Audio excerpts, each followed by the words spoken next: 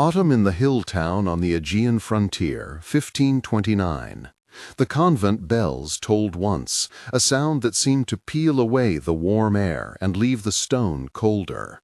Smoke lay low over the olive terraces, metallic and bitter, as if the land itself tasted iron. Flags with unfamiliar emblems moved like dark birds along the skyline, and a line of mounted men appeared on the ridge. Sister Clara stood in the nave beneath a cracked fresco, habit askew, fingers clinging to a small silver reliquary that had belonged to her mother. "Hold the book close," she told the younger novices, voice tiny in the space. "Guard the bells in your mind." The abbess Helena, tall and steady, placed a palm over Clara's head and whispered a prayer that was more command than consolation. The threat was not vague. An imperial force under a regional commander approached with orders from a distant court. They came with banners and with lists, not just steel. A ledger later found in the municipal records and a marginal note in an Ottoman register preserved the date and a single line: "Sequestration approved." If this story sounds like legend, the paper trail is not. We will follow ledgers, a sealed letter, a shard with a scratched cross, and an inscription under palace marble that together prove how bodies and memory were both contested. If you care about narratives rebuilt from archives and excavation, subscribe. Each new subscriber helps bring light to documents and objects that history tried to bury. Now listen closely to what happened inside stone and under weight when the first doors were forced. There were hymns and light. There were also footsteps that would not leave. The attack arrived before dusk. Men with dark trousers and foreign collars circled the convent like wolves. The first torches licked at the timber of the guest house. The smell was oil and rope and the copper tang of fear. A line of soldiers broke through the gate with battering wedges and shouted in a language few in the valley understood. Sister Clara watched the first window shatter as if it were a bell being silenced. They took down the chapel door and moved in with methodical hands, separating chests, turning over pews, feeling for hidden caches. "Where are the relics?" the captain insisted through a translator. "Where are the records of allegiance?" another demanded. Inside, the sisters had hidden small reliquaries beneath floorboards, wrapped icons in linen, tucked a chalice into the cavity of a statue. They smeared soot on faces and passed candles into false niches. The abbess exchanged one line with Clara and then with Captain Yusuf in words that cut clean. "We will not surrender names," she said. "You may burn our books." "Names must be recorded," the captain replied. "Authority requires proof." "Proof is not always in ink," the abbess answered. "You cannot seize what lives only in memory." "We will catalogue everything," the captain said. "You will speak before the vizier." "Then speak we shall," Clara whispered back, though she could not foresee what that would mean. The convent bell was smashed and cast into coins. The chapel roof caught and fell. The air filled with the hot stench of melted lead. Brother Marco, who had tried to barter grain for mercy, was beaten until he slept and did not wake. Sister Marta clutched a fragment of a psalter and kept singing under muzzled sound. The first pillar gave way at dusk, and the echo was a verdict. Chains and a march followed. They were numbered and led like cargo. The road smelled of dust and salt and mule sweat. 25 women in habits walked with small bundles, their feet raw, their mouths tasting ash. The guards counted their names against lists that had already been altered. Merchant Lorenzo of the town was forced to carry a crate while muttering apologies to the abbess for having failed to warn them earlier. The sun flattened the color of the hills and turned the convent into a silhouette that would become a later sketch in foreign dispatches. Along the road, a caravan master named Mustafa, an archivist by training who had been conscripted as an interpreter, paused, opened a ledger, and wrote in a cramped hand. as if to save time for what could be lost. "Tell me your name," a soldier called to Sister Anna. "Tell me who you pray to," another demanded. "She is Clara," Anna answered. "She prays to God and to the Madonna of our valley." Clara answered nothing at first. Then, with a slow decision, she said, "I pray to keep them whole." "Do you renounce the old rites?" the captain pushed. "Never," Clara replied. "Then you are recorded as defiant," the translator noted and etched a notch on a column of paper. The march was long. At night they slept under open sky, the cold licking through habits. The smell of bread was rare. Someone, perhaps Sister Marta, pressed a scrap of cloth into Clara's hand, a makeshift cross with a letter stitched in the seam by a trembling needle. The march was a slow theft of names and of morning light. If this scene moved you, you are not alone. It is hard not to feel indignation as people were stripped of place and voice. If you felt that, write in the comments which act of courage touched you most. Begin with, "The act of courage that moved me most was," and then name the gesture. These answers do more than register emotion. They build a small living ledger of witness that helps shape questions for future episodes. Your words become a communal marginalia. We will collect responses and read them in a later episode. Now return with me to the palace where decisions would be made. At the palace domus, the corridors smelled of incense and leather and lacquered wood. The vizier Murad sat behind a screen, and a translator shaped phrases with a precision that cut like a stylus. The trial was less a court than a ceremony of erasure. The charges were framed in terms of protocol and disorder.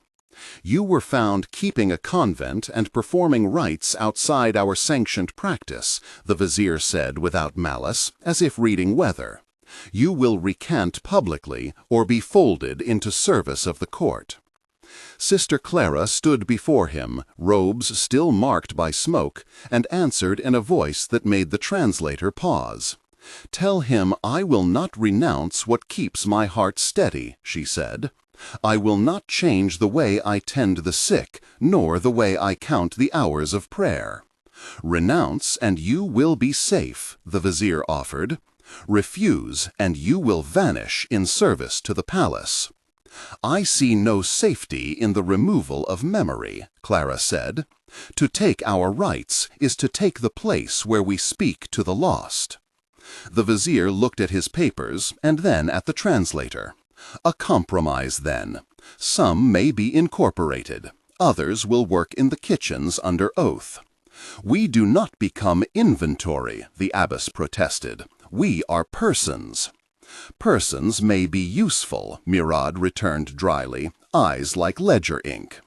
The judge had already planned inscriptions that would whitewash names. A clerk recorded terms and crossed lines later. This moment was a fracture between public ritual and private fidelity. The subterranean cells were cold and numbered. Light arrived as a thin, clinical slit through a barred window. There was a system to each day that sought to convert time into obedience, to teach bodies to accept a different calendar. The sisters learned to set hours by the scrape of pots. They were not allowed to ring bells or read high mass. Instead, they were assigned to sweep, to stitch palace tents, to wash garments of officers. Sister Anna mended a sash for a captain and hummed a hymn under her breath. Sister Marta, assigned to the market kitchens, taught herself the taste of bitter herbs and made them a secret communion. The cells smelled of vinegar and stale bread and the sweat of many nights. A guard named Yusuf would bring a crust and, when he thought himself unseen, return a scrap that had been tucked into his sleeve by Abbess Helena, who had been allowed to tend the palace infirmary. They assigned numbers to them and to the habits. The abbess was given a post in the infirmary where she nursed children. and in public she wore an altered veil to match a new protocol. The women learned the new names that would be used in registers. Yet small resistances persisted. At night they inscribed initials on the inner beams with pins salvaged from seam work. They folded scraps of hymns into laundry seams and whispered off the official tongue. Routines were an attempt at erasure, but the hands that worked kept memory in the way bread keeps yeast. Of Mass had been taken, but the rhythm of mutual care remained insurgent and quiet. In a hidden corner of the palace, a small group arranged a clandestine chapel. Clara and 3 other sisters made a space in a former storage room, sweeping away dust and arranging a bench carved from an old beam. With a broken mirror, they fashioned a crude reliquary case. The chapter contained more than whispered prayer. They rehearsed a ritual that would not be recognized by the court, but that kept surrender impossible. "We will mark our hours with count and song," Clara instructed. "We will put names on the wall in a place even sweepers cannot forget." "If we are discovered," Marta said, voice taut. "Then we will say we were mending rags," Anna replied. "And if they read our markings," the abbess whispered, "then we will still have put the name out to air. A name spoken is harder to kill." The exchanges were careful and frequent and ended up 5 and 6 times over in the space of one night, as each countered the other with risk and consolation, with planning and fear. The sensory life of that chapel was dense. The smell of oil lamps and wool, the faint salt of dried tears, the roughness of unpolished wood beneath palms, the taste of dried figs they hid, the sound of a psalm muttered like a secret. They carved a small inscription in the plaster, a line that read in shorthand for their valley and the saint they invoked. They hid a shard of a ledger that had been cored out by Brother Marco and tucked into a cavity. In the quiet, their rites folded private piety back into public survival. This act of carving, of rubbing a name into wet plaster, was a defiant document. Time moved, and so did the archives.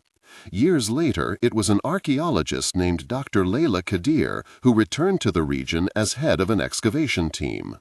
The archaeologist came with boots and a trowel, with photographs of the palace footprints and permission to open a lower court cellar.